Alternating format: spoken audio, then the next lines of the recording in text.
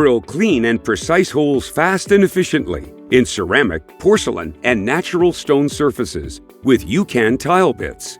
These diamond core cutters minimize spalling and cracking of expensive countertops and wall coverings. Tile bits are ideal for installing bathroom fixtures, including shower faucets, doors, and frames.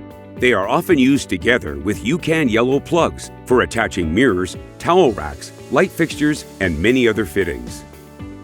Following a few easy steps produces professional results. Tighten the bit in the drill's chuck. The hex shank prevents the bit from slipping.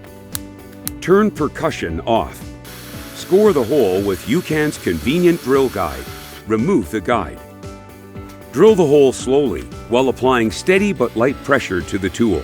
Continuously lubricate the drill site with water using Ucan's convenient pressure water sprayer or just a wet sponge. When finished drilling, eject the cord plug through the handy extraction slot. You are ready to drill the next hole. Ucan tile bits range in size from 3/16 inch to 1.5 inch and are available in single and multi-packs, as well as in a convenient kit. Ucan, building lasting connections.